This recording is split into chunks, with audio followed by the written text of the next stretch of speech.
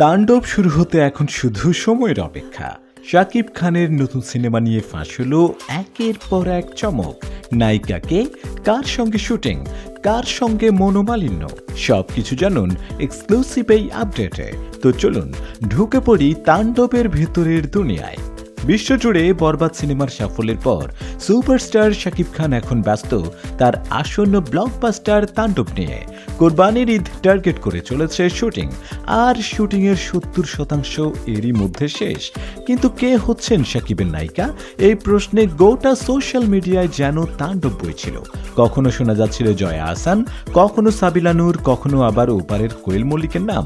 শেষমেশ সব জল্পনার অবসান নিশ্চিত। ছোট পর্দার জনপ্রিয় অভিনেত্রী সাবিলা নূরই হচ্ছেন তাণ্ডবের নায়িকা, আর এই ছবির মাধ্যমেই সাবিলা নূরের রূপালী পর্দায় অভিষেক।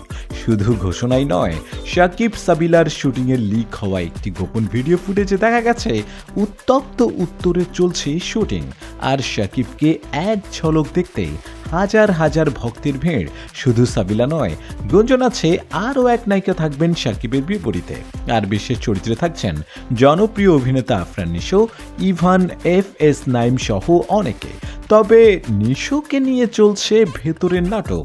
শোনা যাচ্ছে সুড়ঙ্গ সিনেমার মুক্তির পর শাকিব খানকে নিয়ে করা কিছু মন্তব্যে ক্ষিপ্ত হন ঢালিউডের কিং। চেষ্টা হয়েছিল নিশো শাকিবের মনোমালিন্য মেটানোর। আলফা আই এন্টারটেনমেন্টের অফিসে দুজনকে সামনাসামনি বসানোর উদ্যোগ নেওয়া হয়, কিন্তু সেই চেষ্টা ব্যর্থ। সূত্র বলছে আলোচনার মাঝপথেই মেজাজ হারিয়ে অফিস থেকে বের হয়ে যান শাকিব খান। এই সব কনফ্লিক্টের মাঝেই টান টান উত্তেজনা আর অ্যাকশনে ভরপুর তাণ্ডবের শুটিং চলছে পুরো দমে।